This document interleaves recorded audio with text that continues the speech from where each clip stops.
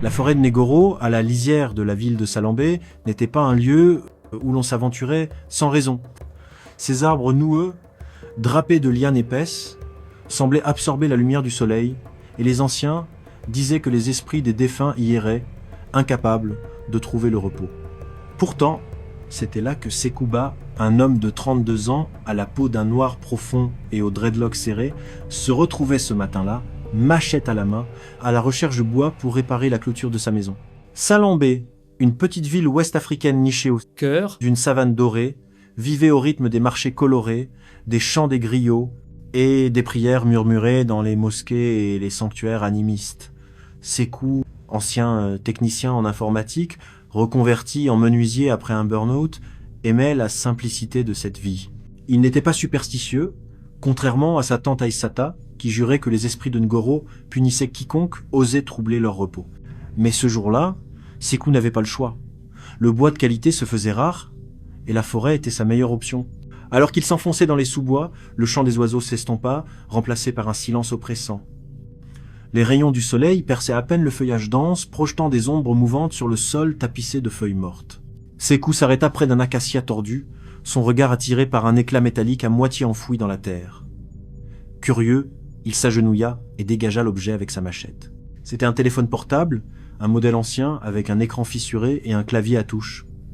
La coque, d'un noir mat, était gravée de motifs étranges, comme des spirales entrelacées. « Qui laisse un truc pareil ici ?» marmonna Sékou, tournant l'appareil entre ses mains. Il appuya sur le bouton d'alimentation, s'attendant à ce que l'écran reste noir. À sa surprise, l'appareil s'alluma, émettant une lumière verdâtre. L'écran affichait une batterie pleine malgré l'état usé du téléphone. Pas de carte SIM, pas de réseau, mais un message clignotait. Un appel manqué. Sékou fronça les sourcils. Il n'y avait aucun signal dans cette partie de la forêt. Comment ce vieux téléphone pouvait-il fonctionner ? Par curiosité, il ouvrit le journal d'appel. L'appel manqué provenait d'un numéro inconnu, daté de ce matin à Troche 33. Une heure où les anciens disaient que les esprits étaient les plus actifs. Il haussa les épaules, mettant cela sur le compte d'un bug, et glissa le téléphone dans sa poche. Il avait du bois à couper. Mais alors qu'il s'éloignait, le téléphone vibra. Sékou sursauta, manquant de lâcher sa machette. Il sortit l'appareil, le cœur battant. L'écran affichait un appel entrant, sans numéro, juste les mots. Appel de l'inconnu. Il hésita, puis appuya sur la touche verte. « Allô ?» dit-il, sa voix tremblante dans le silence de la forêt. Un souffle rauque résonna dans l'écouteur, suivi d'un murmure à peine audible. « Sékou, pourquoi tu m'as oublié ?» Il sentit un frisson glacé lui parcourir l'échine. La voix était familière, mais il ne pouvait pas la replacer. « Qui est-ce » demanda-t-il sa gorge sèche. Le murmure se transforma en un rire bas, presque inhumain. « Tu sauras bientôt. Ne raccroche pas. » Puis la ligne coupa. Sékou fixa l'écran, le cœur battant à tout rompre. Il éteignit le téléphone et le fourra dans sa poche, décidé à l'ignorer. Mais une pensée le hantait. Cette voix, elle ressemblait à celle de quelqu'un qu'il connaissait. Quelqu'un qu'il avait perdu. De retour à Salambé, Sékou ne pouvait se défaire de l'étrange malaise qui l'avait saisi.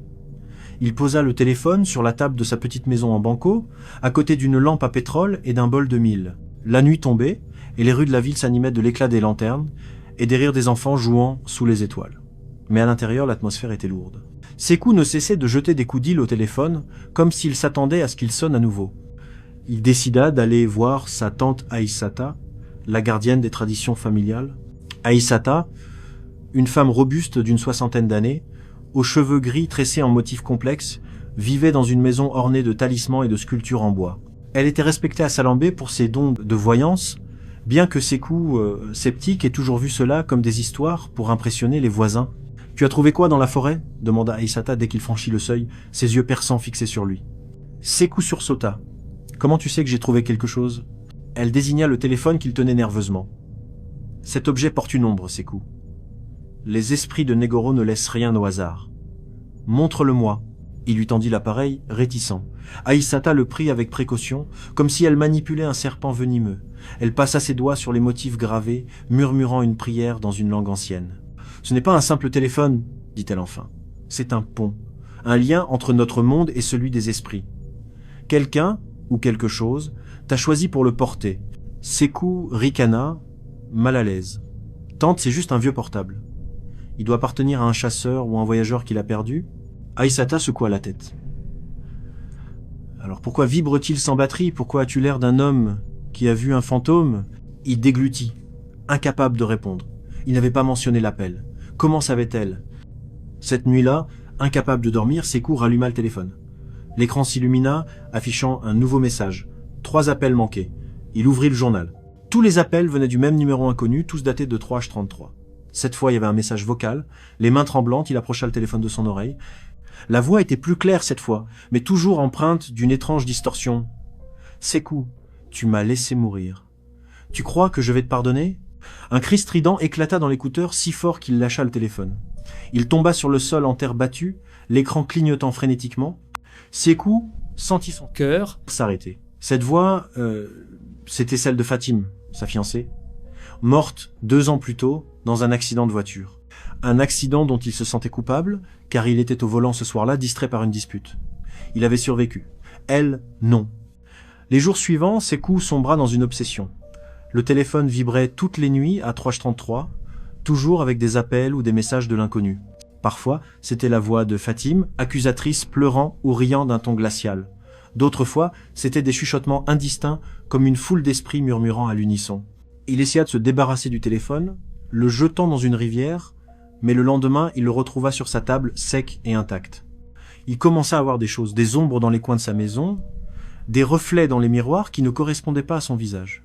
Une nuit, il se réveilla en sursaut, certain d'avoir entendu des pas dans la cour. Quand il sortit, il trouva des empreintes dans la poussière, des pieds, nus, aux orteils étrangement longs, comme ceux d'un cadavre. Désespéré, Sékou demanda l'aide d'un marabout, Baba Touré, un homme maigre au regard intense, connu pour chasser les esprits malveillants. Baba examina le téléphone, ses lèvres pincées. « Cet objet est maudit, déclara-t-il. Il a été créé par un sorcier pour piéger les âmes. Chaque appel que tu reçois est un fil qui te lie à l'au-delà. Si tu continues à répondre, tu seras consumé. »« Mais pourquoi moi ?» demanda Sékou, la voix brisée. Baba le fixa longuement. « Parce que tu portes une culpabilité. Les esprits se nourrissent des regrets. Qui as-tu laissé derrière toi, Sékou ?» Sékou ne répondit pas, mais l'image de Fatim, son sourire éclatant avant l'accident, le hantait. Il n'avait jamais parlé à personne de cette nuit-là, pas même à Aïssata. Il avait menti, disant que la voiture avait dérapé à cause de la pluie. En réalité, il avait été distrait, criant sur Fatim à cause d'une dispute futile. Il n'avait pas vu le camion venir. Baba lui donna un talisman, un collier de perles noires et rouges, et lui ordonna de brûler le téléphone dans un rituel au bord de la forêt. Mais cette nuit-là, alors que Sékou s'apprêtait à suivre les instructions, le téléphone sonna à nouveau. Cette fois, l'écran affichait une vidéo. C'était Fatim. Elle était dans une pièce sombre, les yeux vides, la peau pâle comme la cendre. « Sékou, murmura-t-elle, sa voix déformée. Tu ne peux pas m'échapper. Viens à Negoro, viens à moi. » Incapable de résister, Sékou retourna dans la forêt de Negoro à minuit, le téléphone dans une main, une lampe torche dans l'autre. Le talisman de Baba pesait lourd autour de son cou. Il suivit un sentier qu'il n'avait jamais vu auparavant, guidé par les vibrations du téléphone, qui semblait pulser comme un cœur. Les murmures de la forêt s'intensifièrent, formant des mots qu'il ne comprenait pas, mais qui résonnaient dans son âme. Il arriva dans une clairière qu'il ne reconnut pas. Au centre, un puits ancien, envahi de lianes, semblait aspirer la lumière. Le téléphone vibra violemment et une nouvelle vidéo apparut. Cette fois, c'était pas seulement Fatim. Il y avait d'autres visages, des gens qu'il ne connaissait pas, mais tous avaient les mêmes yeux vides, les mêmes sourires figés. Et puis, il se vit lui-même, dans la clairière, filmé de loin, comme si quelqu'un ou quelque chose l'observait en ce moment même. Sékou pivota, balayant la clairière avec sa lampe. Rien, mais les murmures devinrent des cris et le sol sous ses pieds trembla.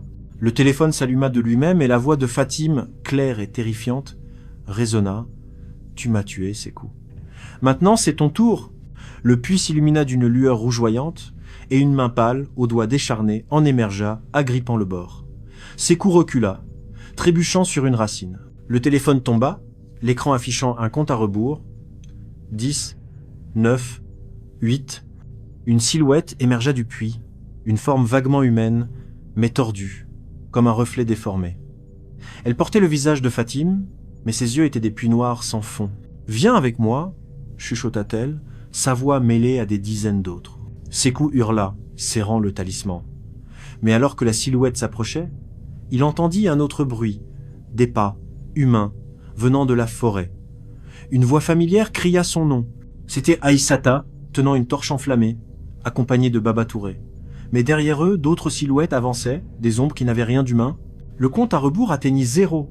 Le sol s'ouvrit sous ses coups, et il tomba dans l'obscurité, la voix de Fatim résonnant dans sa tête. « Tu es à moi maintenant. » L'obscurité engloutit ses coups, un froid glacial s'infiltrant dans ses os. Il tombait, ou du moins le croyait-il, car aucun sol ne semblait l'attendre. La voix de Fatim résonnait, un écho cruel. « Tu es à moi maintenant. » Puis, un choc, il ouvrit les yeux, allongé sur un sol de pierre humide, dans une caverne éclairée par une lueur rouge pulsante. Le téléphone, intact, vibrait à ses côtés, l'écran affichant un compte à rebours arrêté à 0. Devant lui, le puits d'où il était tombé crachait une brume écarlate. Une silhouette émergea, Fatim, ou ce qui en restait. Sa peau était cendrée, ses yeux noirs, comme l'abîme. « Tu m'as tué, Sékou » murmura-t-elle, sa voix mêlée de dizaines d'autres. « Mais je peux te pardonner si tu restes. » Sékou serra le talisman de Baba, brûlant contre sa poitrine. « Ce n'était pas ma faute, Fatim !» cria-t-il, la gorge nouée par la culpabilité. « Je t'aimais !» Un rire glacial emplit la caverne. L'amour ne rachète pas le sang. Elle tendit une main, et des ombres s'élevèrent du sol, des formes tordues au visage familier, son père, Saès, Ur, des inconnus, tous morts, tout le fixant avec des yeux accusateurs. Soudain, une lumière blanche perça l'obscurité. Aïssata et Baba surgirent tenant des torches enflammées. Baba psalmodiait, brandissant un bâton orné de perles. « Esprit, relâche-le » ordonna-t-il. La caverne trembla, et Fatim hurla, son corps se fissurant comme de la porcelaine. Aïssata attrapa Sékou, le tirant vers la sortie. « Le téléphone ! Détruis-le » cria-t-elle. Sékou, tremblant, saisit l'appareil et le fracassa contre la pierre. Une explosion de lumière rouge jaillit, et les ombres s'évanouirent. Fatim disparut, mais son dernier murmure resta. « Tu ne m'échapperas jamais !» De retour à Salambé, Sékou brûla les restes du téléphone dans un rituel guidé par Baba. Mais cette nuit-là, alors qu'il dormait, une vibration familière le réveilla. Sous son oreiller, un nouvel objet, une plume noire, et dans le miroir, le reflet de Fatim sourit.